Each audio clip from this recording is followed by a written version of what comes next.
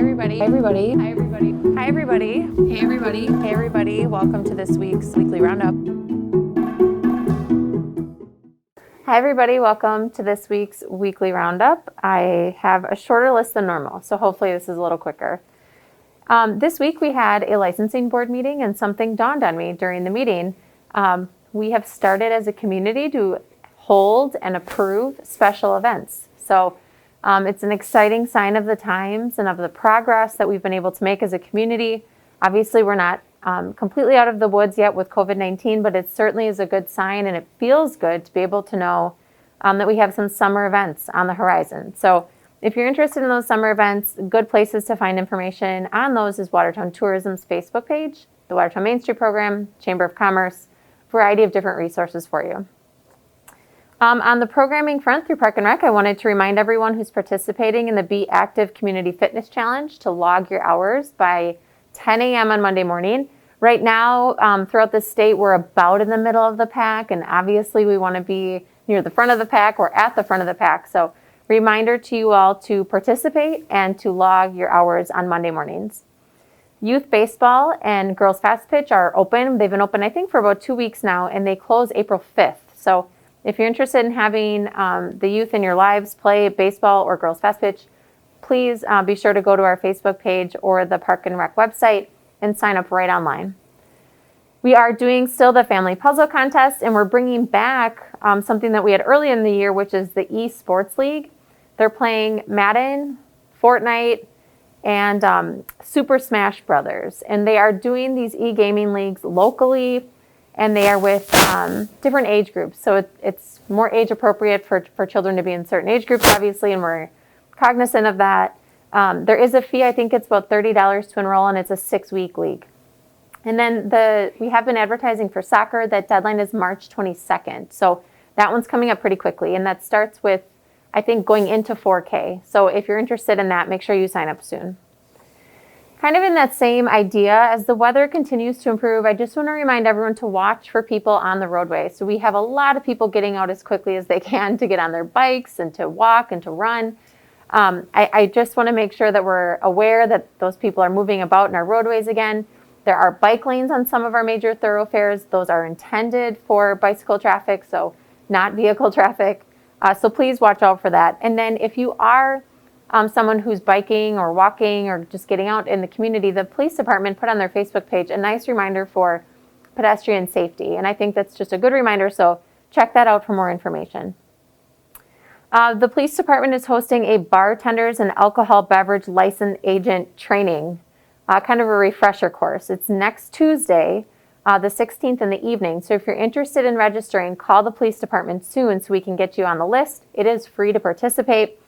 The course is designed to review the alcohol beverage laws and to also help bartenders and licensed agents learn how to accurately identify, types of photo ID and how to make, the bars and alcohol consumption a bit more safe and to prevent underage drinking in establishments. So this is a nice reminder for those of you that work in this industry. So please participate in that training. We do have an election coming up. And it is for a variety of different topics. And Watertown TV has partnered with AAUW to provide forums. Those are every Wednesday. This past Wednesday, it was for the school board candidates. Next week, it'll be for city council, so really relevant topics. We are posting a live link on Wednesdays on our Facebook page. You can also go to Watertown TV's YouTube page or Facebook page and watch those videos back as well. They also will be playing on cable TV. So if that's your preferred source for viewing, those will be available there as well. I believe they're Wednesday nights at 7 p.m. So check for more information on Wednesday.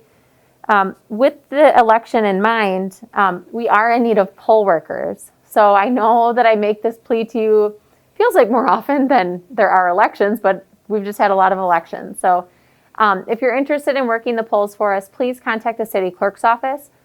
You can work shifts, you can work the whole day. And it is a paid position. So please call the clerk's office. We are in need of poll workers for April 6th. I'm excited to announce next week on Monday in the office right beside me right now, we will be hiring the city's first strategic initiatives and development coordinator. This gentleman's name is Alex, and Alex will be joining us on Monday. He will be the executive director of the Redevelopment Authority, And then he will be the point person eventually for development here in the city of Watertown. So we will be introducing Alex through a variety of different mediums, but for those of you who are interested, he is beginning Monday, and you will likely be contacted or see him in some way very soon. His initial goals are to make sure that we bring the town square to fruition, that we get the development right next to the town square up and running, and then he'll be working on business retention, hotel development, and housing development. Next week, we are having a council meeting, like we always do, on the first and third Tuesdays. It's at 7 p.m. here in the council chambers and virtual as well. And you can find that information on the city website. I'm mentioning this one to you because we're creating potentially a new tax incremental financing district called TID 8. This TID is one of the few tools that municipalities have in their tool shed to be able to spur economic development in their community. So we're excited that we have an area of our community that's getting attention both privately and publicly, which poises it nicely for this type of incentive to be offered. So if you're interested in learning more about it, we will be posting kind of like a cheat sheet of what a TID is, because they can be fairly complex. We'll probably post that later today or this weekend, and you can give that a read. And if it's of interest to you, I really would encourage you to attend the city council meeting on Tuesday. We have quite a list of jobs available in the city right now. We're hiring for a firefighter, paramedic, a dispatcher, all kinds of summer help.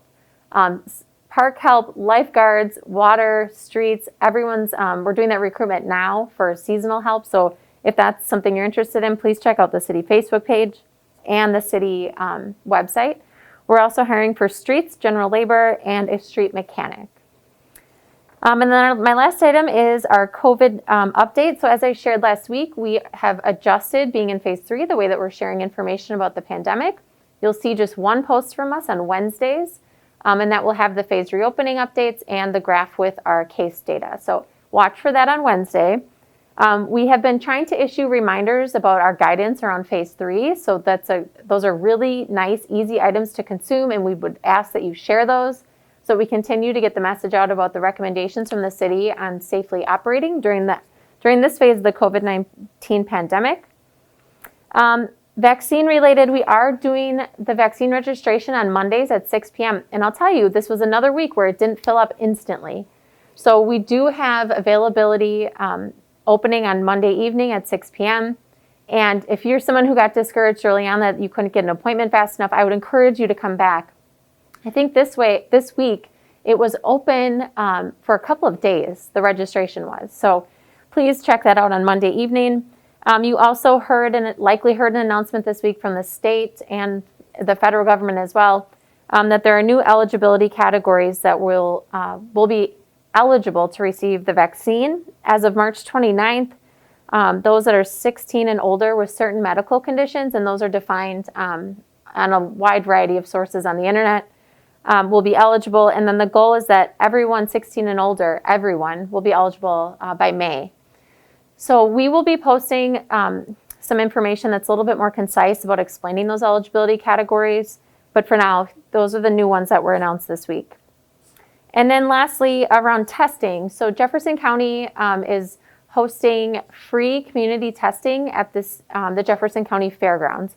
And this is for anyone who is 12 months old and above, and you do not have to be symptomatic to be tested. We are posting that information on our Facebook page, so if you're looking for those times and dates, I'd encourage you to check that out.